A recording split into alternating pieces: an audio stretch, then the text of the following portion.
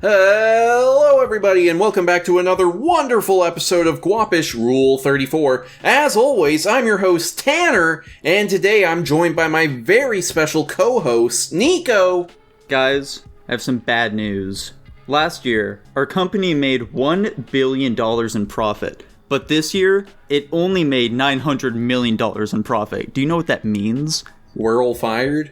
It means the line is going down, Tanner! I have to axe half of our staff just to keep the lights on now. The shareholders are fucking breathing down my neck right now. My belt is looking shockingly more like a noose as we speak, okay? With every waking moment, I'm considering rope day even more, okay? Please, donate to patreon.com/Guapish so I can make the line go up for the love of God! And also joining us, my super special co-host, Jackson. And also joining us, my super special co-host personally, is Blake. Howdy. Holy shit. And also not joining us this episode, Dylan, because he's a fucking coward. What do you mean by that? Later, Listen, guys, as all of you dedicated Guapish viewers know, we're going to be reviewing Godzilla vs. Kong this episode. And since I'm sure our audience has many more IQ points than the average person, they know that this is not going to be a very good movie, but Dylan loves it. So he has dodged this episode to escape our wrath. Are you sure that's why? Maybe the guy has, like, some other stuff going on. He probably has other stuff going on. From what I heard yesterday, when I was on the call with him, I think he's doing some pyramid scheme shit, but, like, who knows? God Sounds about right. To be fair, he has dodged episodes to avoid us before for this very reason. Has he? Yeah, didn't he, fuck, which one was it? He definitely has. It wasn't Power Rangers, or was it? Power Rangers was something where he like, just didn't want to say his rank on the episode, so he was trying to, like, dodge it, but he didn't actually, he was still on the episode. It was around that time. Which one was it? I can't fucking remember. I'm pretty really sure he's matter. dodged an episode so that he didn't have to get in an argument with us about movies before. I mean, I'd believe it, but, like, you know, nothing's really coming off the top of my head here personally. Tragic. But something that is coming off the top of my head here, so I have a hypothetical question here for you guys. Uh-huh. Let's say that it happens, okay? The bombs drop. Tanner's worst fears have been realized. Nuclear fallout has approached. Somehow you miraculously survive, okay? Do you think you'd even, like, really bother trying to survive in, like, a Fallout-esque world? Or would you just be like, well, this all kind of sucks, I'll just end it all? Suicide is cringe, so of course I'd keep going. Yeah. I'm just really scared of dying, and I mean, I'd probably try to fight to figure it out, but I don't really know if there's much you can do in a nuclear wasteland. I'll probably just die of fucking radiation after a while, or like starvation, because there's no water or anything nearby, probably. Yeah, how would you even efficiently kill yourself in this scenario? I guess, like, not really try to survive is the big thing. Just fucking crumple up and be like, okay, take me, nature. I don't know. Do you think you could actually overcome your, like, inbuilt instincts and force yourself to, like, starve to death? I feel like if I really wanted to, I could. If it's like, I simply don't see any point in trying to keep going here. I don't know, how about you, Blake? Do you think you'd try and keep going on? Yeah, I mean, that'd be pretty hard to starve yourself. Eventually, you're gonna cave in. I agree. Let's assume that you find a gun, though. Do you just end it all, dude? I mean, like, have all the guns, like, disappeared in the situation, or, like... You found a gun, Blake. I don't know, I guess it probably just depends on your mindset at that given... Anyways, guys, I've got a completely different hypothetical that is somewhat related because it's also like some apocalypse bullshit. Nico, you've read Fire Punch, so you're going to know where this is coming from here. Yeah. My hypothetical being, the world is cast into a massive blizzard, you know, basically like a second ice age. I'd end it all. Our little community. No, Nico, you have to keep going here. So yeah, of course, everybody is also potentially gifted some magical power. There's a bunch of different powers that don't really matter. Nobody in your like settling of people that have like survived the blizzard in your area have any powers except for you, and you have the power to regenerate very quickly. So like if you lop off your arm. Very quickly, you'll just regrow another arm. You can still feel the pain. It's fucking horrible. You're still getting your arm chopped off, but you can do it. And there isn't any, like, energy loss or anything. The question is, would you sacrifice yourself to be just the food supply for the settling in this situation? Like, keep everybody alive by just being chopped to bits constantly to feed everybody? Or do you say, fuck that No. shit, and just venture out into, like, the blizzard and do whatever the fuck? I say no just because I'm pretty sure there's a lot of different diseases and mental disorders that kind of just naturally arise from cannibalism. Yeah, there are. But at the same Like, they're gonna, time, like, Tanner, die. like, yeah, that's isn't that a better alternative to death, though? No. What do you mean, no? No, I think, completely betraying human morality and turning yourself into a demon is not worth living. What do you mean turning yourself into a demon?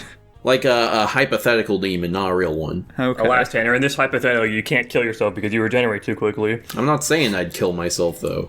I'm just saying I wouldn't let them eat me. Okay. You'd cast them away, let them die. You'd kill an entire settling of people. I mean, we can figure out how to survive anyway. I just don't think cannibalism is a long-term solution, so, like... But you need a short-term solution. Yeah, is you the need to bigger tide thing. them over somehow.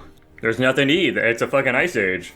Yeah, it's just, I think once you cross that line, like, it doesn't matter if you hypothetically find some way of surviving afterwards. They have a taste for man at that point. They're only Yeah, going to you're- want to consume you. And they're probably just gonna die of, like, whatever that fucking brain disease that you get from eating human flesh is. Yeah, dysentery. Like, how about you? What's your answer to this question? That's a toughie. I mean, seems like you just kind of have to go with it in that situation. You don't have to. You can tell them to fuck off and just run away. You could survive just fine with your regeneration. They're all just gonna die, though. Yeah, I guess it depends on how you look at it. Okay, what's the answer then? Would you be the sacrifice to keep everyone alive, or would you just fuck off and not have to get chopped up constantly? I mean, I guess I'd probably just run away, like, assuming I could. Sounds like we're all on the same page then. Fuck the settlers. Yeah. We don't need them. You guys were on the same page as me? Why are you, like, fucking going at me? Because it's more entertaining that way. Yeah, no, exactly. that's the early plot of the manga Fire Punch, which is a great manga. I highly recommend it. It gets off the rails pretty quick, but it's a fun time.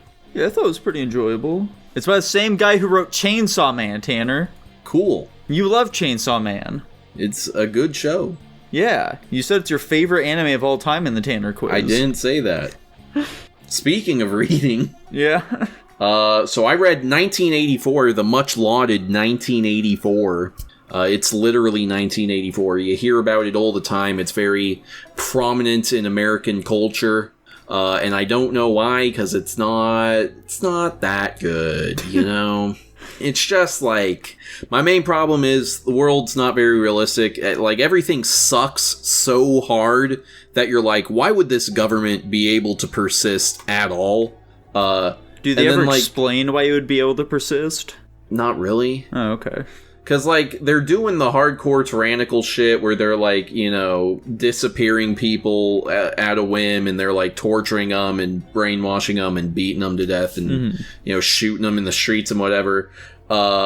Which, tons of authoritarian governments have done before. But then also, like... Yeah, like America, current day America 2024, Trump's America that we're currently living in. But then they also don't provide really any level of material comfort. The food fucking sucks. There's not enough of it. Mm-hmm. Everyone's houses are dirty as fuck and, like, rat and insect infested. Even, like, the people who are, like, part of the ruling party, their lives still kind of suck. They're, like, overworked and things aren't that nice. Is it So at the it's very like- least comparably better to the rest of the people, though? Yeah, it's so they have inner party and outer party people. Our protagonist is an outer party people. He doesn't seem that much better off than the majority of non-party people. The inner party people are noticeably better off, but they're not bawling out like crazy, you know? Gotcha. Like, they're still having to deal with the fact that there are shortages of every conceivable good. Yeah. There are some concepts that I look at, I'm like, okay, that was pretty intelligent, like a pretty intelligent observation for, like, 1940 whatever when this was written. Like in the world, there's, like, only 3 countries now. There's Oceania, Eurasia, and East Asia. And they're, like, always at war in this, like, one intersecting point. And, like, none of them really try to win just because, like, having a war always going on makes it easier to control their population. That was pretty insightful, I thought. I found that kind of realistic. Yeah, it's just like Metal Gear. Yeah, a lot of the stuff where they're, like, rewriting the language to dumb down people's ability to think, I found pretty interesting. Like you're trying to do with the word whoa, you son of a bitch. Yeah, rewriting history, obviously, that was a pretty prescient thing for him to see, but yeah, overall, I didn't find the world too realistic, and then the straightforward narrative is just, like, it's kind of whatever. It's, like, it's split up into 3 parts. The first part is this dude, and he's like, man, my life sucks, and I don't like it, but I'm going along with it, I guess. The second part is he meets a girl, and they start fucking, and they're like, well, you know, we're not allowed to fuck in this world, but we are. Isn't that cool? And then the third part is he gets caught. He and her get caught, and then he is tortured to the point of insanity, and then brainwashed until he's just cool with everything, and then it just ends. So I'm like, it's like he presented this world that has allegories to real life, but then there isn't really any commentary beyond, like, hey, wouldn't it suck if this is what the world was like, you know? Like, so, okay. To be clear, you're advocating that we ban this book. Yeah, exactly. That is funny that this book was banned, though. Yeah. I don't know why. I also find it very funny how, like, you know, in modern day politics, both the left and the right, like, claim this book, and, I'd say it kind of equally goes after both of them. So, like, the government that's controlling everything is called INGSOC, or no, the ideology that's controlling everything is called INGSOC, which is English socialism. So it is, like, socialism to fascism or whatever, so it's kind of criticizing the left there, but then a lot of their methods and some of their sort of ideology and virtues are kind of targeting more right-wing things, kind of. It's kind of a mixed bag, and I think the idea that, like, in the edition I have, it has a foreword by some guy, and he's like, I think this is a very important book to read if you want to understand why we need to oppose Donald Trump. And I'm like, I personally, I don't see how you came away with that, but, you know, sure. I find it funny that this book is like a Rorschach's test where you get to cast whatever political beliefs you want onto it. Because, like, I guess left-wingers just go, it doesn't matter that it's called socialism, and, you know, like, they literally, all of the characters, by law, are required to call each other comrade and shit like this, but, like, I guess they ignore that stuff, and they're like, but look, they torture people, and torture is right-wing, or whatever the fuck. So that's kind of silly. I give this book a 6 out of 10 overall, and frankly, and this is blasphemous, but you can skip it. It's just fine. It's a slightly above average book in your eyes. Yeah, Animal Farm is better. Oh, there we go. Written by the same guy, which is why I'm mentioning it. That's fair. It does have pigs in it, which I'm a big fan of. Yeah, I believe there are 0 pigs in this. Some people's appearances are compared to pigs, though. So, Jesus. Do with that what you will. What was that one book? I remember reading it in middle school. It's like, it's another, like, one of those fucking big political things where it's like, everyone has become, like, equal now, and the government has, like, instituted ways of making sure that everyone is, like, equal in pretty much every conceivable way. So, like, people who are really intelligent have, like, these fucking, like, devices in their ears that make it so that, like, they're constantly hearing, like, a screeching noise so that they can't, like, you know, be as smart as they normally would be. Like, beautiful people have to wear masks and shit like that. Isn't that just an itis? Yes, I think that's what it's called. I have that. Fuck, dude. You're conjuring memories, but I can't remember what that book is called. Yeah, I don't remember either. What are the political books we read? It's like, a lot of schools do 1984, Animal Farm, fucking Fahrenheit 451. Yeah. I like how the author of that book, he's like, what? Book censorship? I was writing about how bad television is. Fuck, I need to look this up now. It's gonna drive me mad. Because I know Brave New World is another, like, dystopian book. Futuristic world state where citizens are genetically bred, socially indoctrinated, and pharmaceutically anesthetized to passively uphold an authoritarian ruling order. blah, blah, blah, blah, blah, blah. I'm pretty sure it's this one. Yeah, let's go under the assumption that that's it. Yeah. I do want to read this one at some point because from what I've heard from people who compare it and 1984, they're like, Brave New World is better just because, like, in it, the authoritarian regime does provide a pretty high level of material comfort, and so it's far more believable that people are choosing to eschew freedom for, living under this regime. Just like Singapore. Yeah. Let's say you guys meet a girl, and you start dating, and you've been dating for a little while, and things are just fucking great. You're a really good match. She's exactly your type. And then you find out that prior to you dating, she had been stalking you. She, stalked your social media, found out exactly what your type is. Maybe she went as far as to, like, dye her hair the specific color you liked, or, she found out places you frequented, and then what you thought was like a random meet was actually her intentionally going out and finding you so that you would end up dating. Would you stay with her? I think I've literally read a Reddit post where it's like relationship advice. That's what it's based on. Okay, perfect. Man, if she's willing to like just like be the primary breadwinner and like let me be a stay-at-home dad, I guess I'll stick with her. Why not? What a terrible answer, Jackson.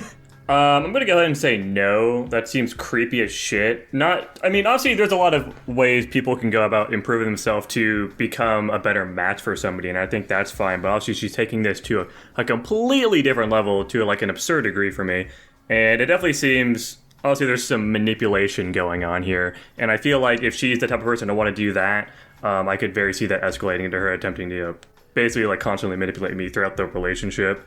And I don't want to deal with that shit. That's a lot of fucking drama, and that's just weird. I don't want to date a fucking weirdo like that.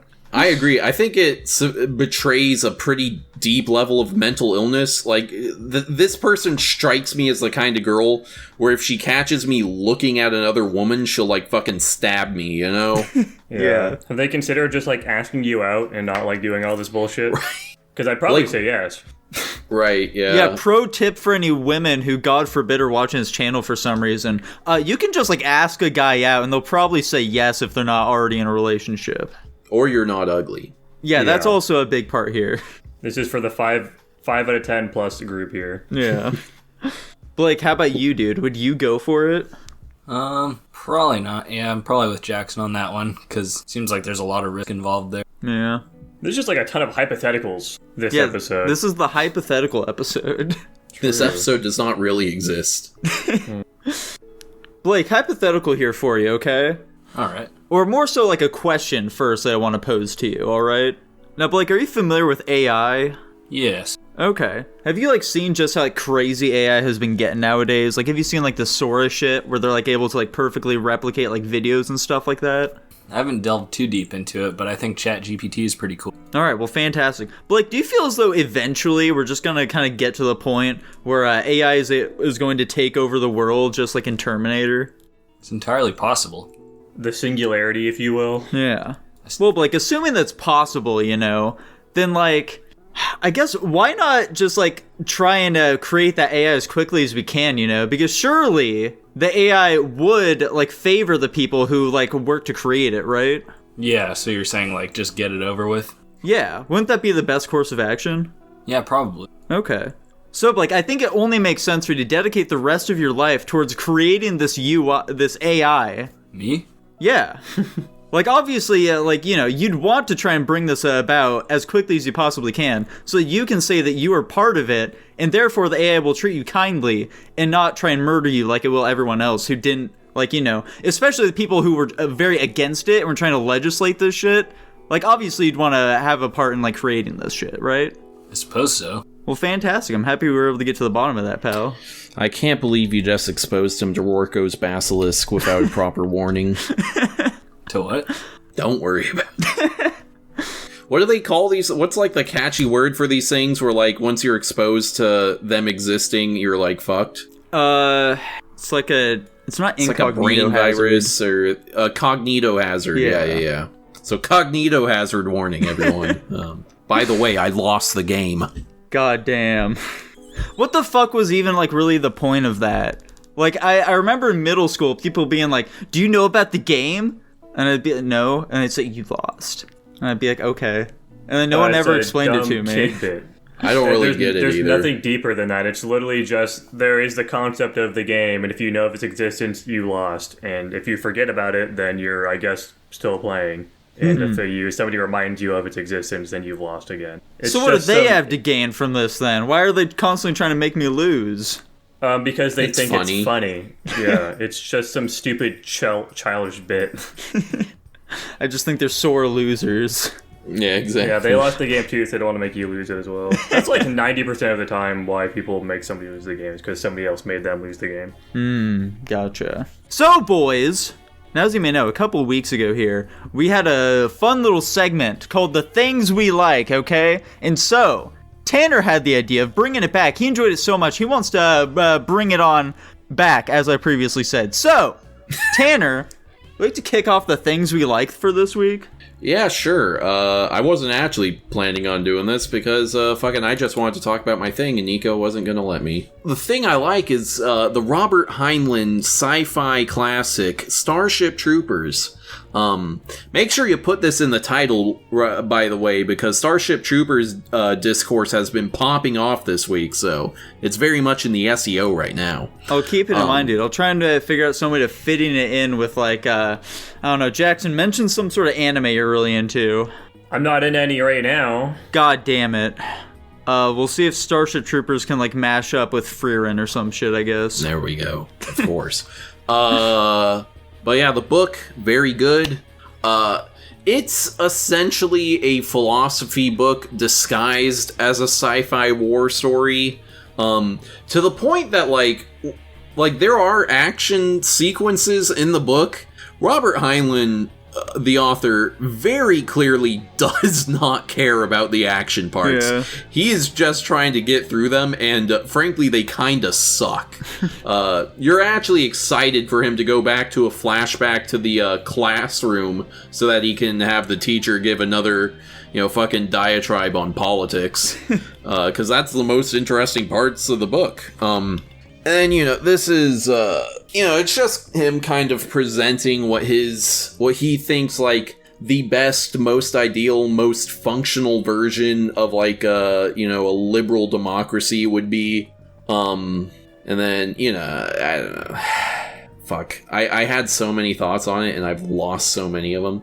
The last two chapters are a bit of a drag because it's just action. It's like the last part of the movie where they're like going to get the brain bug. Yeah. And they're just, again, like I said, the action parts are boring and kind of suck. So it doesn't end great. Obviously I'm into philosophy, so I love that stuff. A lot of the differences between the book and the movie are very entertaining. Like even like the very structural differences in the way, like, the world is. Like, in the movie, we're introduced to the mobile infantry, and they're just kind of, like, normal-ass soldiers with normal-ass guns, and there's tons of them. In the book, the mobile infantry are, like, people in mech suits with jetpack boosters, and the way they fight is they just jump around and shoot nukes everywhere. That's fun. So... yeah, and they're like very small squads, and they do very like small scale missions. They don't really do wars much. Not wars, but like full on battles very much. Yeah. And then some other big differences. There's another race of aliens in this one called the Skinnies. The Skinnies are originally like allied with the bugs against the humans. And the very first chapter is like a raid on the a Skinnies planet. And this successfully gets the humans to get the Skinnies to sort of betray the bugs so that we can find out all this information about them. Another thing is the bugs have weapons and spaceships. So, like, in the movie, a lot of people, I'll get into that later, but, like, the bugs are far more intelligent, and, like, I don't know if the movie really explains how the bugs get to different planets. I don't think it did. Yeah, I don't... Do they just fucking, like, slingshot each other on meteors or some shit like that? I guess. I think it just does not cover that. But yeah, in the in the book they have like projectile weapons and spaceships. They actually have technology and shit. And then for the discourse I've been mentioning, so Helldivers 2 recently came out, and Twitter has gone ablaze with people debating, like, are you with the bugs or against the bugs? And this inevitably turned into people analyzing the movie of Starship Troopers along those same lines. And, bug posters, as they're coming to be called, are fucking cringe. And what I find hilarious about their criticisms of people who are like, there isn't really any fascism in Starship Troopers. Their criticism is that we're the ones being surface level. But their only arguments is like, look at the uniforms. Have you seen the uniform, though, Tanner? Exactly. Like, that's all. They're being surface level. Some other fun things in the book, they have these things called neo-dogs, which are... They're like dogs have been given, I think it's like toddler level intelligence, so they can like talk and shit. And they have like canine military units which are paired up with these neo-dogs, so they can be like scouts and stuff. And if a neo-dog like gets hurt or captured, they like have to kill the dog because the trainers will go insane because of how tight of a bond they have and shit. That's fun. But yeah, it's just funny stuff. Also, like, some of the other, there, obviously, Paul Vanderhoeven, he read, like, 2 chapters of the book and decided it was fascism, and so he decided to make fun of it in the movie. He did a bad job, like, an objectively bad job. And so, like, he throws in a couple of lines to make the world seem more fascist-y. Like, he mentions there being breeding licenses. But then that creates this plot hole where, like, well, then how was Johnny Rico born? Because neither of his parents are citizens, and they're very clearly opposed to military service. So how were they able to have him if apparently citizens are able to get birth licenses like the girl in the shower room mentions? Like, it was established, like, after he was born, so it's totally cool. Yeah. It's just very funny to me that, like, people who are like, no, listen, it is a fascist thing, even though you can vote and you're not forced to serve in the military. Like, I see the line, there must be some review of it out there that's popular amongst left-wingers, where someone says the line, at the end of the war, they're literally conscripting children. And, like, no, they're never conscripting anyone, and the only people we ever see fighting are old adults. What are you talking about? They're just making shit up at this point. But yeah, down with bugs. Bug posters are cringe, and I wish we lived in a democracy like that one. Tanner, do you wish that we had, like, mandatory military service? No. Why not? Well, because, like, militaries that have mandatory service are just objectively worse than ones with volunteer service. Israel? Israel is a pretty good one. I imagine that even if they did do voluntary service, a pretty high percentage of their population would be serving anyway, since they're in such a dire situation. So I think that's kind of an exception that proves the rule. But, like, wouldn't it be cool if, like, all of our citizens had some sort of military What does this have to do with, like, Starship Troopers does not have... It has nothing to do with that. I'm just curious as to what you think about it. You're just bringing it up? Yeah, I was just wondering, because it came to my noggin here. It's an interesting thing to consider, because, like, obviously mandatory service does create a heightened amount of civic engagement amongst your population, but I don't know if that's worth it. And I think America might also kind of be an exception, because, like, they have mandatory service in, like, Korea. Actually, now that I think about it, so, like, I think mandatory service works in Korea because they have North Korea right there, and so it's like there is an imminent threat right there that people would probably be willing to volunteer anyways because they see that as a legitimate threat. I don't think it would really work in America because we don't have legitimate threats, and so we'd just be mandating people join and then throwing them into our stupid bullshit wars that, like, don't have any reason behind them. I don't think it would work in America. And it's not necessary either. That's fair enough. So, Blake. Yeah. Dude, are you ready? What is the thing that you liked this week? I thought both the Spider-Verse movies were good. What'd you think of them? Fair enough, dude. I'm happy to hear it. I mean, of course, I still think the first one was better, but... Hot take, apparently. That is a strangely hot take. Jackson, your thing that you like... It's my motorcycle, I guess, because I rode it a million times this week, and it was a fun time. Well, cool. As for me, so, as you guys may know, I have recently been checking out Curb Your Enthusiasm, and as you may not know, I recently dropped it, because I came to the realization that every single episode is exactly the same, and, you know, at a certain point it's like, okay, well, fucking, I kind of get the point now. So instead of watching Curb Your Enthusiasm, I have instead picked up Joe Pera Talks to You About Stuff, and I gotta say, it's a pretty solid show. I enjoy it a lot. So if you don't know, Joe Pera is an Adult Swim show. It's a live-action one. It's just about a man named Joe Pera, and he just kind of watch the guy go about his life, you know, just kind of talking about the things he enjoys. And it's fantastic. It's a great subversion on kind of like what you would expect from Adult Swim. It was a very simple show, super sincere. It's a nice dry comedy, you know, despite everything. It is still funny. I definitely liken it to something like fucking like Bob Ross, you know? It's a very comforting show to just kind of chill there and watch. It really isn't trying to be like super wholesome or anything like that, though. Just this guy talking about stuff that he thinks is neat. And I recommend that you check it out.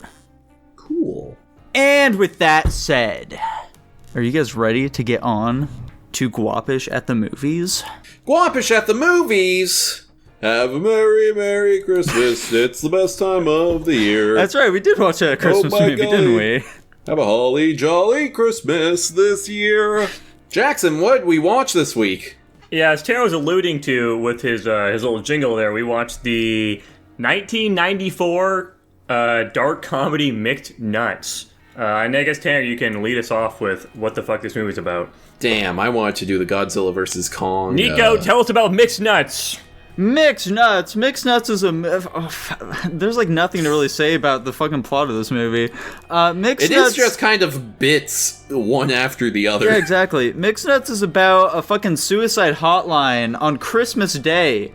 And fucking Joe Pesci or whatever this guy's name is, he's running the thing, and he's got this woman who he's real into, and over the course of the movie, I don't know, like a murder happens, and hilarity ensues. They killed her landlord, who's trying to evict them. And everyone lived happily ever after. Guys, this is a comedy? Ha ha ha ha ha! I'm ready for the ranks. I have to give my haiku, guys. Here's my haiku, as inspired by Mixed Nuts. Please don't kill yourself. This movie is so funny. The critics are wrong! So, as I allude to in that haiku, this movie has been fucking eviscerated in the reviews. Yeah, which might be why our patron picked it.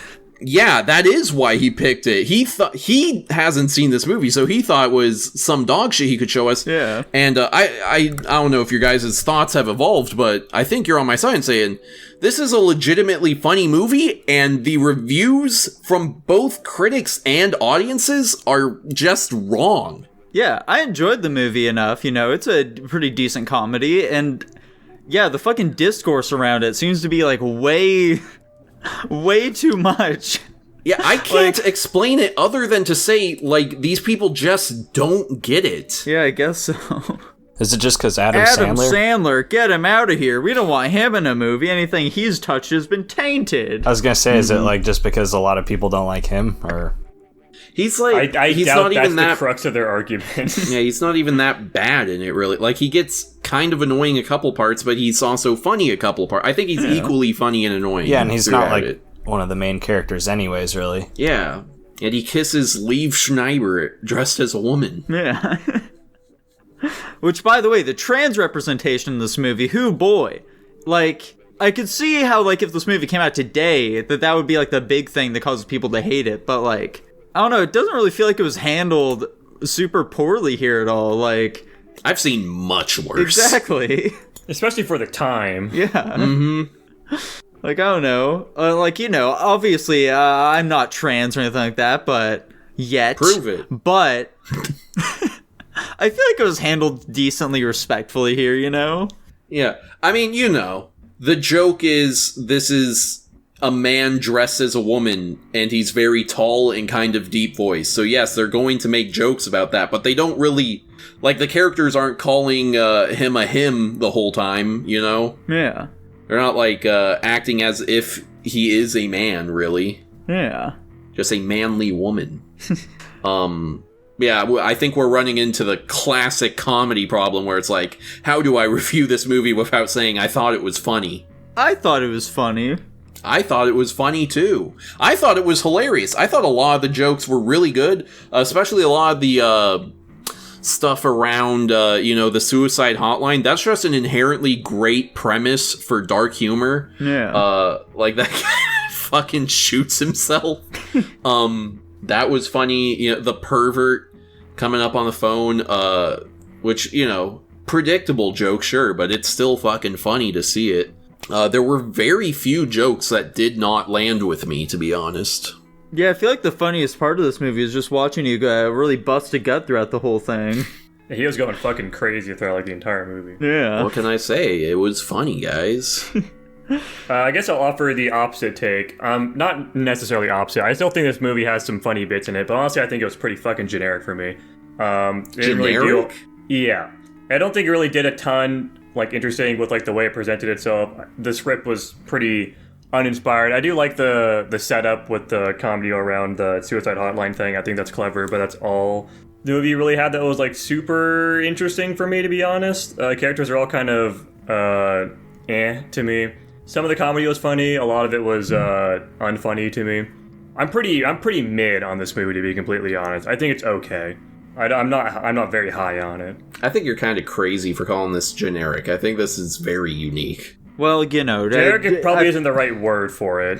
I think Okay. I think it's a pretty average comedy, is maybe what I should say. In fairness, though, I believe that if you look at our rankings for comedy movies, Jackson pretty consistently is like the lowest scoring on them. I think the only real outlier in that is Happiness, where Dylan is just off the rails with it, but... I'm not a huge comedy guy. There has to be a really specific type of it for me to be super into it. Yeah. Well, how about you, Blake? How'd you like this one? I really enjoyed it. I think it kind of checked all the boxes as far as like a dark comedy goes. Happy to hear it, dude. With that said, what do you feel like you're going to be ranking it, man? This is your first ranked movie ever. Prepare yourself for this. I'm gonna give it a B+. Well, alright then. Jackson, how about you, dude? Oh, I gave it a C. Yeah, I'm thinking like B- for me. Tanner, how about you? I'm giving it an A+. I think this is on par with Happiness. Hot damn. I vehemently disagree, but c'est la vie. And then, what the fuck did Dylan give it? He gave it a B-. Wait, so we've got C for me. Nika, you gave it a B-. Tanner gave it an A+. Dylan gave it a B-, and then Blake gave it a B+. Yeah, it sounds about right. Okay, cool. And with that, the overall ranking is a flat B, which is a lot better than the 15% I had on Rotten Tomatoes, or whatever the fuck it was. Oh, yeah. For sure. This movie got lambasted. It literally is incomprehensible to me. I'm reading these reviews, I'm like, what the fuck are these people talking about? What movie did they watch? Maybe the humor just aged really well, and this type of shit wasn't funny back in the early, or like, yeah, I guess like the mid-90s, and now in the 2020s, it's pretty silly.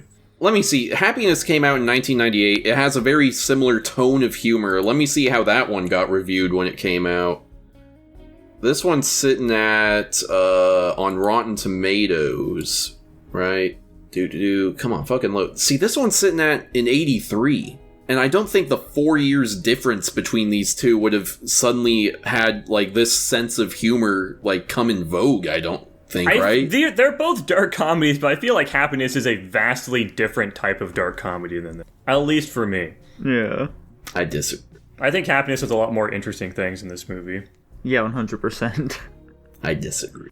Let me put it this way. I'm never going to show Happiness to anyone I know. I absolutely will show this movie to people I know. I feel like there are big reasons as to why that is, though. Happiness tackles significantly darker themes than this movie does. Does it? I would definitely show Happiness to somebody. I think Happiness is funny just because of how fucking absurd it is. This movie is just like a dark comedy. But maybe it would make it easier to show to somebody. But I don't think it's nearly as interesting. Give me a quick synopsis of Happiness. I haven't seen that one yet. There's a dad and he loves his younger son. Like too much? Oh yeah, he like rapes his friend. Actually, not enough. And that's just one of like the 4 concurrent plot lines in the movie. Yeah. Anyway, fuck you, the critics. Yeah, fuck the critics. We're the only good critics out there. Believe everything we have to say. Thank you. Jackson, what's the next movie we watched? All right, let's talk about the 2023 film Spider-Man Across the Spider-Verse. I picked this movie as a follow-up to the first Spider-Verse movie, which we watched last week, which was fantastic. And this movie follows in its footsteps pretty well.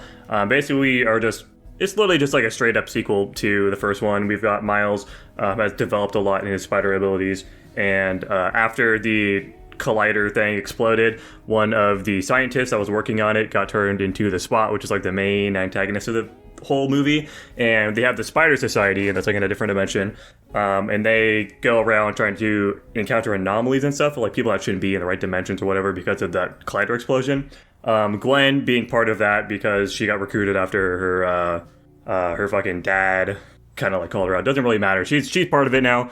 They go around trying to hunt anomalies. Gwen is sent to Miles' world to basically investigate the Spot because he's like teleporting around and that's not really supposed to be happening. He eventually does go around and attempt to like gain power by finding more colliders in different universes, which he does, and he goes to like some India universe, gets a shit ton of power there. Miles follows Gwen to that place, and then because of that, he stops a canon event from happening, which sends that world into like a downward spiral, which then takes us to the Spider Society thing, where they give Miles the breakdown on how canon events work and how like all of this shit is connected, how the whole universe in general works. And then they, of course, they break the news that, of course, his canon event hasn't happened, and that's what the Spot's trying to do, is basically do his canon event, kill his dad. He's not cool with that, so he fucking runs away and tries to stop this from happening. Big old chase scene. He escapes. He gets sent to the wrong dimension, though, because his blood is from the spider of the, the dimension that he got teleported to incorrectly. So he's in the wrong dimension. He's captured by himself, who is now the Prowler in that dimension. And the Spot's still doing its own thing in the actual dimension. And everybody's kind of like trying to figure out what the fuck's going on at the end. And that's basically the second movie. Dude, massive missed opportunity for you to not start off your summary with, all right, let's do this one last time. Dude, no. Anyways, this movie is gorgeous. And it has a really good score and all that stuff. From an artistic perspective, it's fucking peak. But I think the writing falls pretty far behind the first movie for me. I think the pacing kind of sucks. I don't like that it's not really a complete movie. I don't like movies that like set up stuff a lot. I do think that's like the biggest detractor for this film. The fact that it's like one half of an actual film, like this very much so feels like, don't worry, we're gonna finish it at some point, guys. Just like, you enjoy what you have, but eventually we're gonna, put a nice little bow on this one.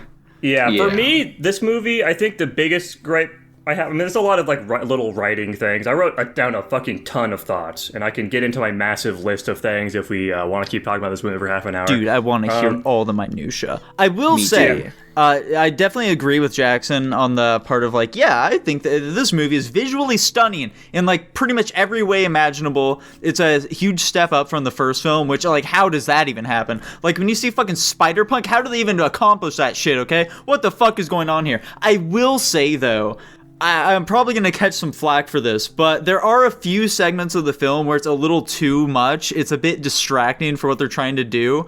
Like, specifically for me, it's when we're in Gwen's dimension and she's having like those two like big chats with her dad. Like, I understand why they're like, they're doing like this different shit with like the framing and like the color and shit like that. It's going like, whoa, look at this shit. This is a deep conversation. But like, it's just a little distracting for me for what the scene is like trying to accomplish. In fairness, we were watching it with a really fucking bad bit rate. Yeah. And that may have also been happening because I know throughout a lot of the scenes, things were getting muddied with like the colors and everything was kind of like blending together, which shouldn't be happening. That was a product of me having a really bad download of the file. That could potentially be an issue there. Yeah, go on. Literally, my first fucking thought when after watching this movie, and the first thing I wrote down is art is starting to distract from the story. There are a lot of parts in this where they are doing things and making plot decisions where I'm clearly like, okay, the only reason we are doing this is because you wanted to show something really cool and beautiful looking, which cool, but then you have an incomplete story. So it feels like there are parts where we are sacrificing story for art. And in a movie, I don't know if we should be doing that. Tanner, your point actually leads into one of my biggest criticisms, which I got cut off trying to explain by Nico earlier. I'm sorry. That being that this movie, mostly with its writing, I think the big thing I don't like about it is just not nearly as tight, and I think it focuses a lot of itself on fan service that it really just shouldn't be. Like, basically, once we get to the spider dimension, like, half the movie's just dedicated to fan service bullshit. And unless you're a white male, right? And I think honestly, people can like that type of shit. You know, people that really invest in the Spider-Man lore or whatever, I'm sure we'll go crazy for that type of stuff. As a casual viewer like myself, I think it just was a bunch of wasted fucking time, especially for like a big, deep, like emotional thing. Miles like running away from the responsibility and trying to like help save his dad's life, and then he's just like a fucking comedy skit for half of the chase scene, basically. Just to introduce a bunch of wacky, cool characters, and they have like basically all of that in the spider scene. It's just not as tight. I think they just waste a lot of time on going, holy shit, their first movie is fucking insanely popular. Let's jack off the fans a lot because of that. And I'm not a huge fan of that. I don't know. I kind of completely disagree on agree. that front, to be perfectly honest. I feel like that kind of shit didn't actually detract that much from the overall story. And like, whenever that kind of shit came up, it was very quick. And I don't feel like it happened enough times for it to like really detract that much from anything. Like the only one that really stands out to me is like, okay, this is probably a bit too much, is like the fucking like old cartoon sort of Spider-Man appearing on screen and like doing his little thing. Like that one maybe took up a little too much time, but I don't know. Overall, I feel like the fan service was perfectly fine for the film. Like when fucking Childish Gambino showed up and he was the Prowler, that shit was awesome. That was a fucking reference to Homecoming or whatever. True. Yeah, that was funny. I enjoyed that part. It's more than just like referencing other characters too. There's other stuff, but it's a little bit more meta about the movies as well, not just like the Spider-Man franchise as a whole. Basically most of my list is kind of just me talking about specific writing decisions that I think are weird. And I guess I could get into some of those if we want to. Yeah, how do you guys feel about canon events, like that tool that they were using in the film? I'm kind of torn on them because of the way they present them. Like, I guess I'll go into another thing here. A lot of people think this movie is like an anti-fascism thing. I see that a lot in reviews where people are like, okay, yeah, the Spider Society is a fascist society, and Miles and his like posse of people, you know, fucking Spider-Punk, whatever, they're the ones that are trying to like beat fascism in this course. And the canon event is kind of like something that's holding all of these people into this like authoritative society or whatever. I see that shit all the fucking time. And I kind of see a little bit where they're coming from, but not really. But the movie definitely tries to present the Spider Society as a bad thing as a whole, and the canon event as a bad thing as a whole. And it's a little weird to me.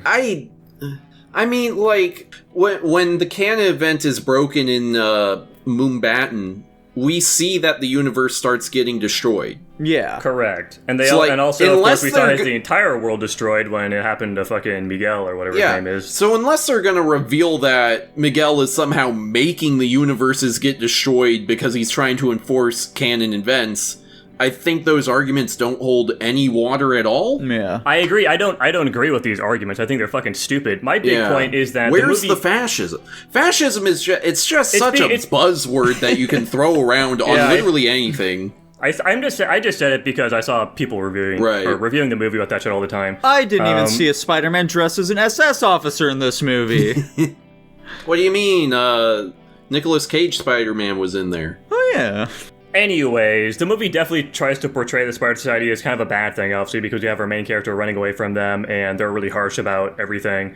At least that's kind of how I took it, and I'm not a huge fan of that because they don't really give us much reason to actually disagree with Miguel on his whole hypothesis of everything. We've gotten specific evidence of literally horrible fucking things happening. They're completely in their right for assuming that something even worse is going to happen potentially with Miles. Maybe they're going to do something with him being an anomaly, and because of that, he doesn't actually have like a legitimate canon event or something.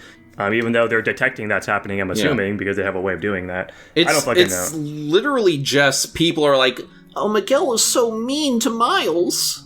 Yeah, he's being harsh with him because he witnessed a fucking firsthand adult. what happened. Yeah, he witnessed firsthand what can happen with a canon event, destroying an entire fucking universe, and you can only imagine probably the chain that would happen. with Miles.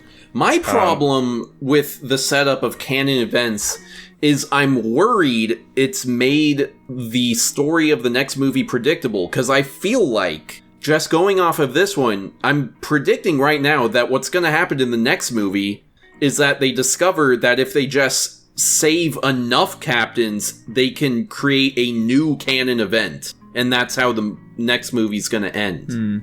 And I think it's definitely going to be something like they do stop the canon event, but then they also find a way of stopping the canon events from being a bad thing, potentially. It's going to be some happy-go-lucky ending. Yeah. So I'm kind of worried that we now, have an over year-long wait where it's like we know how it's going to go. If they don't do that, then ignore this criticism entirely. But I really, once I finished the movie, I'm like, I feel like I just know how the next one is gonna end and what's gonna happen in it.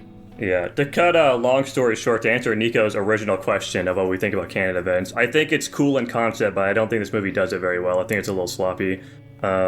Yeah, they're a little weird to me, because the idea behind it is that it's these are things that make Spider-Man Spider-Man, okay? They serve as a way of kind of illustrating this idea of you can't save everyone, Miles. It's just not possible. That's a big lesson Spider-Man needs to learn. But also at the same time, it's I don't know, it exists, and at the same time, it's not just about you're not allowed to say you can't save everybody, but you're not even allowed to try and save everybody, otherwise everything will get destroyed. It feels really weird and a strange message to me. I think erasing free will from human characters is always going to be a weird decision in movies. I don't know. That's a really weird thing to me. It's probably not a huge thing, but at the same time, it strikes me as a bit odd. I think they are trying to set it up to be a meta commentary on the existence of Miles Morales himself. Yeah, because he is maybe that will be well done. Yeah, potentially. We'll see. I still have very high hopes for the sequel, and I'm really hoping they land this, because I like the first movie a shit ton. I think this movie still is really good. And I guess I can get to the part where I just talk about random writing things, and you guys can we can bounce ideas off each other with it. Can I mention one more thing before you do that? Sure. I am wondering what exactly the nature of the meta commentary on Miles is. Is he an anomaly because he's one of the only race-swapped legacy characters that has actually proven to be popular? Is that where they're going?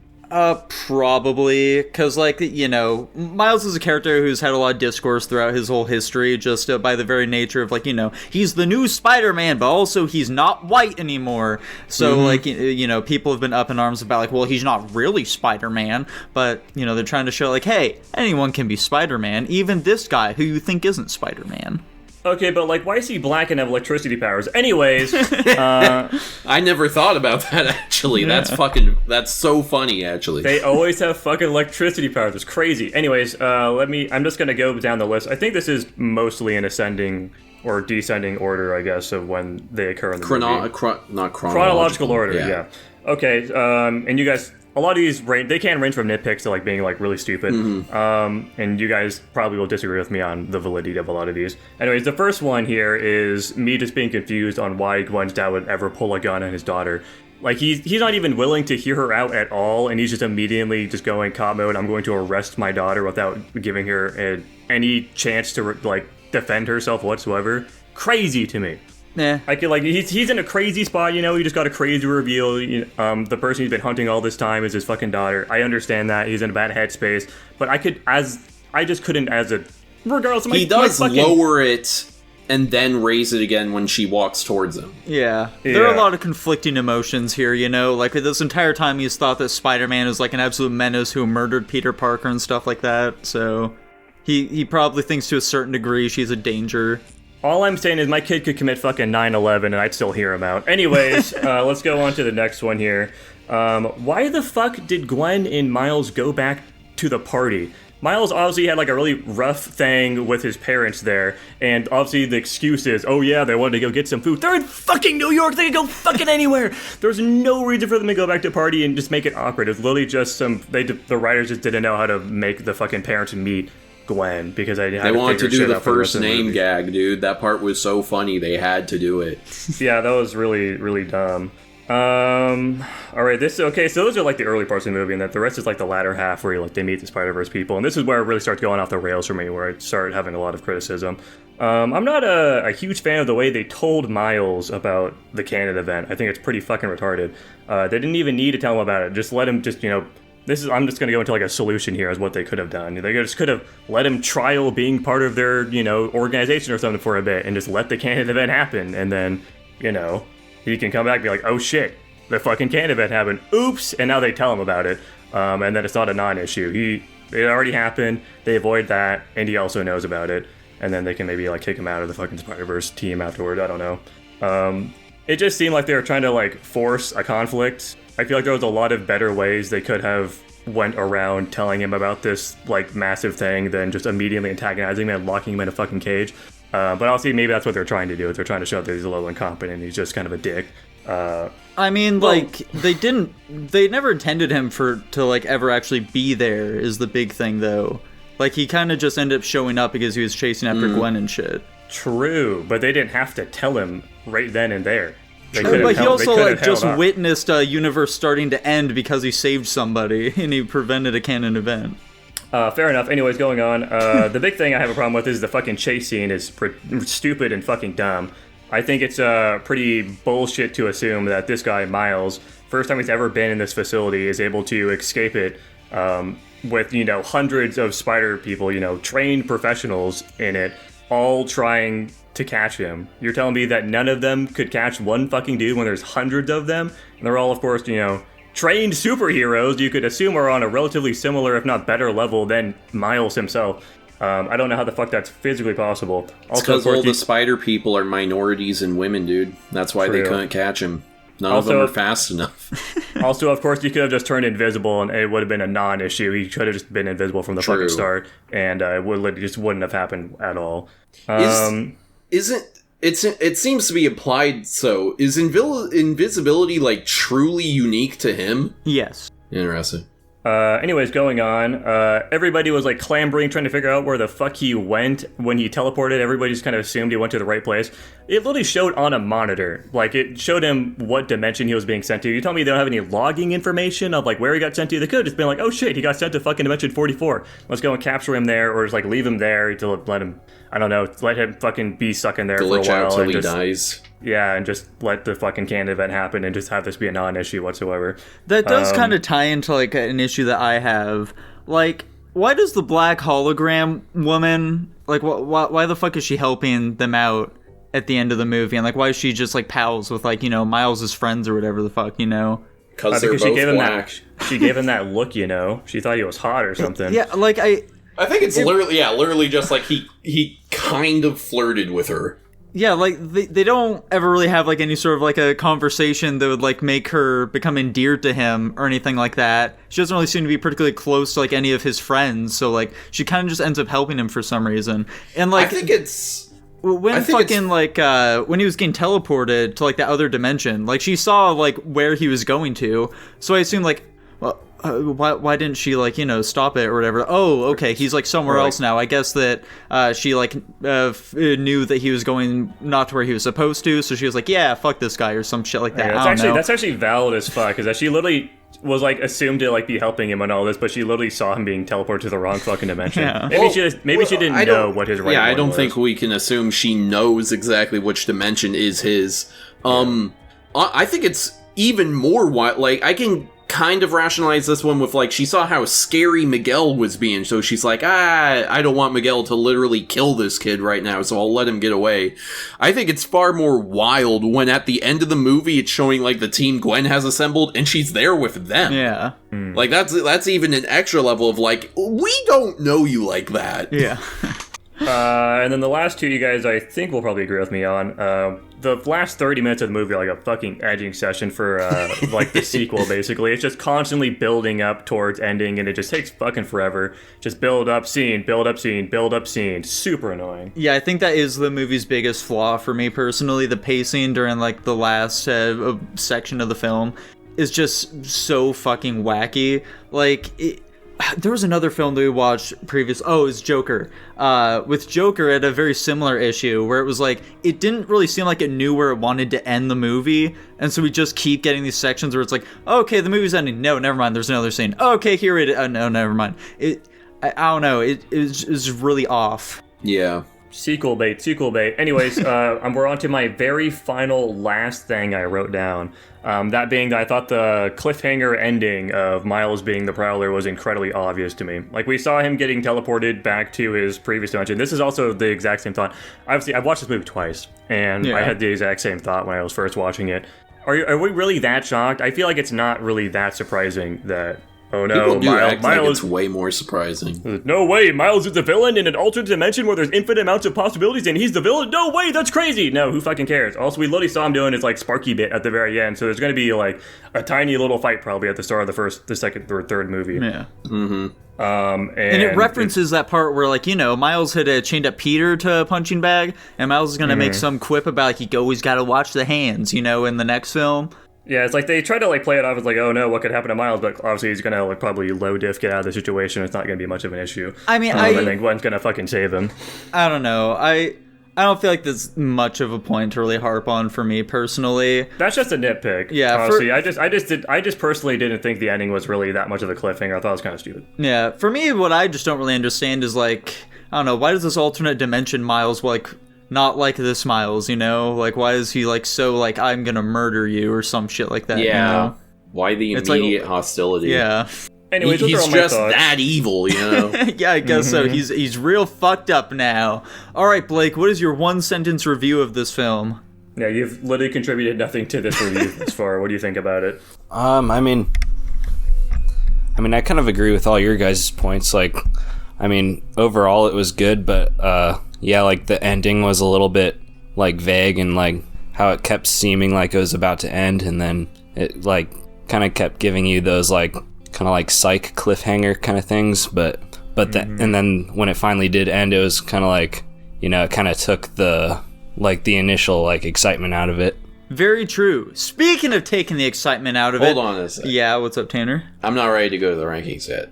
I just got one last question for you guys. Okay. When we see, the second part, do you think we're going to walk away from it being like, okay, these should have been 2 parts? Or are we going to walk away from it being like, I kind of wish they waited an extra year and made it a 3-hour-long super movie? I think it's going to be, I wish this was a big mega movie. I think I'm going to walk away being satisfied with it. I'm going under the assumption that the next movie is also going to be like fucking 2 hours or some shit like that, so... Like, you know, I don't want to sit through like fucking 4 hours of a movie, alright? Yeah. I do also want to shout out Miguel. I think he's a really good character. Yeah. I agree. I think he's got a cool design, too. I think he's fun. He's Anyways, really to cool. kick us off with the rankings here, cutting off Nico, Blake, what did you think of the first Spider-Verse movie? Not this one, but the first one. I think I'd give the first one an easy A. An easy A. What do you mean flat an A, Blake? Before you said you were giving the first one like an S tier. Did he? Yeah, when we were in the car the other day. I don't remember saying that. I thought you said something Yeah, like on A, the and you're like, hold on Guapish a second. scale, where are you slapping it? S plus being like, it's a perfect masterpiece movie, F minus being like, this is fucking horrible and I never want to see it again. I'm gonna stick with an A for it. Okay, what about the second movie, Blake? What about the second movie? The second one, I'm gonna have to go B. A B. Rave reviews here, boys. Rave reviews, and that's what we have Blake on. He's the new leader in losses here, as they say. Dylan gave this one a fucking, what did he give this one? An S+. Unsurprisingly. Yeah. I wish he was here to talk about this one. I want to hear him defend that rank. Yeah, I legitimately am very curious about his rank as well. Yeah. Tanner, how about you, though? I need to think about my rank more. Can I hear your guys's, please? Yeah, I'll go ahead and give this one an A tier. Like, I still think it's a phenomenal film. It doesn't breach into the S's at all for me, but, like, you know. A tier is fucking crazy given how much shit I've talked about this movie, and I gave it an A+. I was definitely thinking you were going to give it like an S- minimum. No. Holy shit. Like, I That's feel like crazy. the big part for me is that, like, there really isn't, like, an emotional crux of this film that really hooks me like the first one does. That's fair enough. This is definitely not nearly as much of an emotional movie as the first one. Yeah. Like, they had the little bit with, like, the Gwen relationship with her dad, but that was really all about that. I mean, there's like a little bit of drama with his parents too, but it really was not nearly as strong as the stuff in the first movie. Yeah. Damn, this is hard as fuck. Man, it's nowhere near as strong as the first one. The story has a lot of little things here and there. But still a really solid film, man. And it's not a complete film. No, the two rankings I was bouncing in between are higher than both of your guys's. So okay, I really... So now I'm like, am I falling out of the S tier? And it's the longest anime movie ever. It's still... Is this going to be our longest review ever? Potentially. We've been talking about it for fucking forever, it feels like. Yeah. We sure have. Fuck, dude. Oh my god. Blake, let me just ask you real quick here, dude. Do you just not like movies very much? Oh my gosh. No, I like movies. I just don't watch like a whole lot in general, but I guess. Blake, Like, what would be an S tier movie to you? I can't think of one off the top of my head. How about a better question for you, Blake? Do you think that Mixed Nuts is a better movie than Spider-Man Across the Spider-Verse, aka the second Spider-Verse movie? I wouldn't say that. I mean, But you gave it a higher score than this one. like maybe just like for me personally, like. Well, yeah, this is entirely your view on the movie, so don't answer what you think objectively. Think what you are thinking. That's the whole point of this. Do you think Mixed Nuts is a better movie in your eyes than Spider-Man Across the Spider-Verse? I mean, it depends on what you're looking for, right? I'm what are asking you you the looking question, for? bro. You're looking at Yeah, this. like This is yeah, your like to review. me it's better, but like Okay, that's all we want. That's all I wanted to see. So if that's the case, Blake, then shouldn't you like maybe boost your rating a little bit? I wouldn't say that it's a better movie. Like that's entirely different from like I enjoyed it more. Yeah, you can rate these movies however the fuck you want. I'm just trying to make sure at least you're like consistent with it. Yeah, like if you think you would still agree that Mixed Nuts rates higher on your list than Spider-Verse, that's all I was looking for. Yeah, for me personally, but like Okay. Okay, that's fine then. That's all I was looking for. Okay, I'm gonna go, looking at my previous rankings, I am gonna go and give it the S minus. All right. And there we go. And that puts it at an A+, so it's still a very respectable ranking. We're gonna get killed in the quote tweets, man. We're gonna get fucking slaughtered. Slattered your bubbling, dude. The big question though, Jackson, did Yes. Blake's rating Yes. it did? Yes. It's now S tier. Can we change Blake's rating? Can we change Blake's rating? Can you convince him? Now, Blake, let me ask you this, dude. Spider-Man starts with an S, does it not? that it does. So doesn't it deserve to be in the S tier? I mean, yeah, like if you want to look at it that way. And like also, Blake, like fucking Spider-Man Into the Spider-Verse, dude. Like how many movies do you feel like are out there that are actually better than it? I don't know, it's a loaded question. Base? Get shut down, Liptard. That's a loaded question, you know? What do you mean by is? What do you mean by movies? What do you mean by better? Fair enough, Blake. I don't think that, Wait, so you're saying Into the Spider-Verse is being dropped out of S+? Yes, it's now S tier. Go ahead and start your defense against it, Tanner. If you're trying to convince him. There's no defense I can offer. I have a feeling he is impervious to arguments. All I'm saying is that just got me in one extra green check mark, baby. It sure is. Well, I guess, with that horrid news, are you ready to move into the last movie of the week? We no longer have an S+ tier. That's, It lasted for a whole week. Unlucky. Better luck next time, champ. Maybe the third one's gonna fix that. We'll see. Yeah. Alrighty, the last movie we watched this week was Dylan's pick, the 2021 film Godzilla vs. Kong, which is going to be described by Tanner. Godzilla vs. Kong. We opened to King Kong. He's hanging out in the jungle, and then he fucking throws a tree, and it pierces the sky! He is in a big dome on Skull Island. We then cut to, I believe, Millie Bobby Brown. She's gotten really into QAnon. She is all about that shit, man. And then Godzilla shows up and he attacks this facility for this company called Apex Cybernetics. They're making some wacky shit that Godzilla is interested in. And then there's a scientist who is approached by the CEO of Apex, and he's like, hey, you're that guy that wrote a book about the Hollow Earth. We want to go to the Hollow Earth to get a energy source or something. And he's like, sure. And then he's like, I know how we can find the Hollow Earth.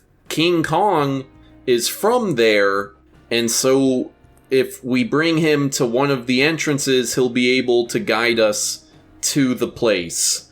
And so they get King Kong and they put him on a boat and they're sailing to Antarctica.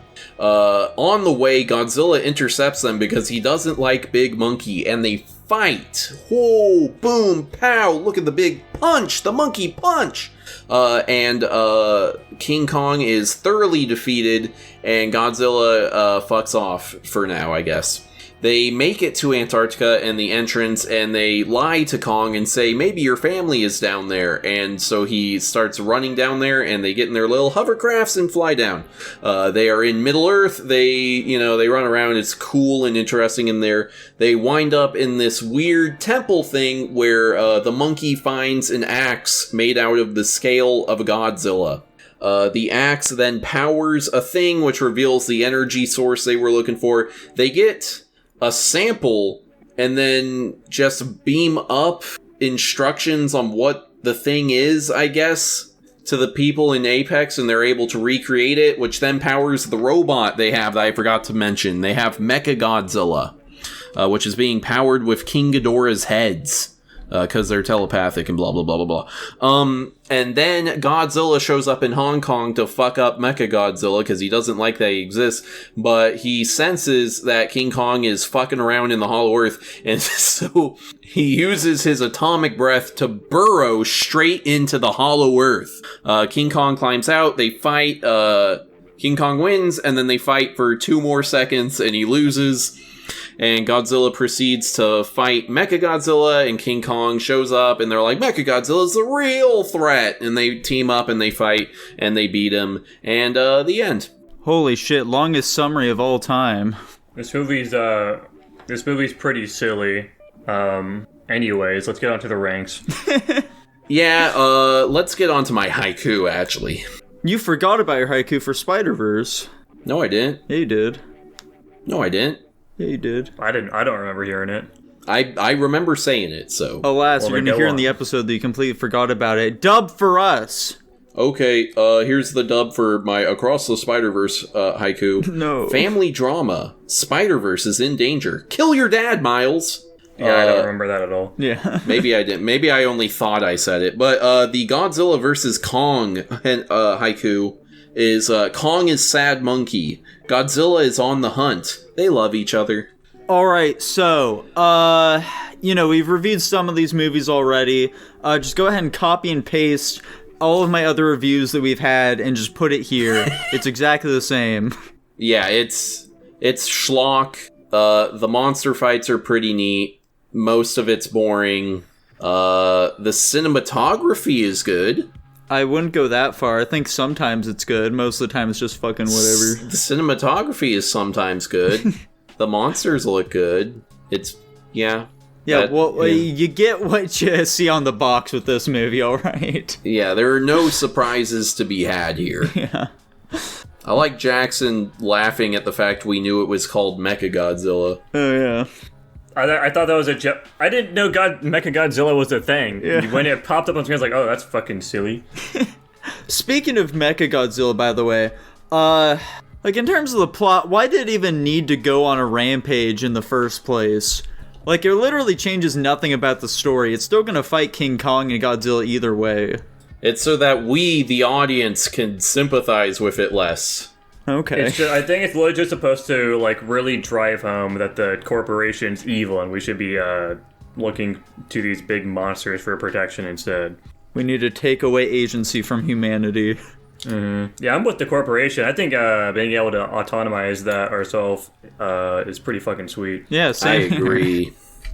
Jackson, you're telling me you're not familiar with this guy right here. Oh, it looks so fucking stupid. I think it looks pretty dumb in the movie as well. It's a very unintimidating thing. I think it's just because it's so, not fleshed out. I also think Godzilla looks fucking stupid, but that's like, I just don't like the good design of Godzilla. And Mechagodzilla just looks a little goofy to me. Jackson doesn't like kaiju. All right, Blake, what's your one-sentence review of this film? I mean, it was entertaining to a degree, but like as a whole, like I feel like it's a little like kind of cheesy. Fantastic. I'm happy to hear it, dude. Based. I was just gonna say, I kind of like Mechagodzilla. I think his design is kind of weak, but I like some of the shit he does. I like the fact, actually, you know what? The only thing I really like about him is that he has rocket boosters that let him, like, fling himself when he punches. I thought that shit was cool, but that I'm now realizing that's about it. I will say, yeah, no, I kind of agree with you, Tanner. I don't like his design at all. I think his design's goofy, but I do think he is an intimidating figure. Like, imagine being Godzilla and just having some fucking mecha thing just tearing you apart, like picking up and just like blasting you with a laser at point blank range. It's like just really brutal in the way it does it. I think they portrayed that well. And with that said, Blake, what are you rating this movie? I'm gonna have to go C for this one. That's honestly a pretty solid ranking. I'm thinking, probably a C for me as well. Really? Okay, so Nico. Yeah. Do you think this one is better than King of the Monsters then? Yes. Okay. I also got very little at King of the Monsters, so... I think this one is on par with King of the Monsters, so I'm going to give it the same rank at a B. Yeah, I probably need to lower my King of the Monsters rating. I was like fucking insanely zoned out of that movie. I gave this one a C though. And of course, Dylan gave an S tier. Yeah, he gave it a fucking S. Yeah. Ridiculous, as they say. Anyways, that Again, like, hold on. Can I just... Yeah. So Dylan's defense often is that, no, I'm just a fan of these movies. I've seen all these movies. I know all the lore. I watch all the same YouTube videos he watches. I guarantee you I have far more in-depth Godzilla knowledge than he does.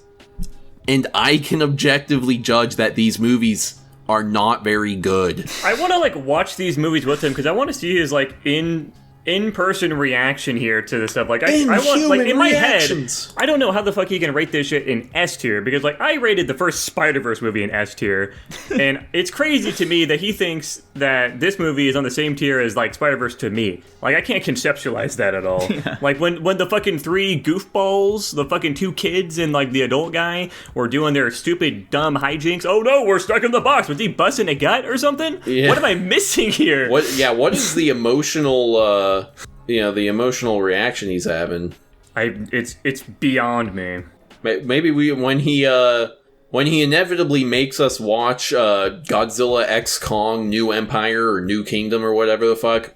You know what? We should allow him to pick that one for his movie of the week, and then we can go and watch it with him in the theater, and then we can observe for ourselves how he's reacting. We don't watch the movie whatsoever. We just stare at him. Well, with that said, though, boys, what did it end up as? To put it at a B- overall. Wow. Okay. And with that said, boys, we're going to be moving on to our movies for next week here. Tanner, what are you picking, dude? Fuck, hold on, I gotta pull up my list. Blake! Yeah. Can I get you to pick a random number from 1 to 9? 6. We are watching the original Snow White and the Seven Dwarfs. Holy shit, that's the worst Disney movie ever made. I'm so excited. As for my pick, though, we've been on a real Marvel streak here recently, so I figured why not let it continue here a little bit. So I'm going to be picking Guardians of the Galaxy 2. I forgot about that thing. Let's go! Yeah! Big fan. I think it would be pretty sweet. I've heard good things about it, and I remember good things about it. And for the Patreon pick, which of course you can also be in our queue for movies we're going to be watching on the podcast for only $1 every single month, I'm going to roll who's going to be their movie pick this week. And it is a Serbian film! Perfect combination. Thank you, Laviskin, for picking a Serbian film, the 2010 film. It's finally here. Our worst fears have been realized. It wasn't even recommended that long ago. Yeah. It was recommended it was just last month. That's fun. That sucks. God damn it. We gotta watch that. This is a horrible lineup of movies. Fucking Snow White and the Seven Dwarfs. The second Guardians of the Galaxy was gonna be a nice reprieve, and then fucking a Serbian film. Oh no. God.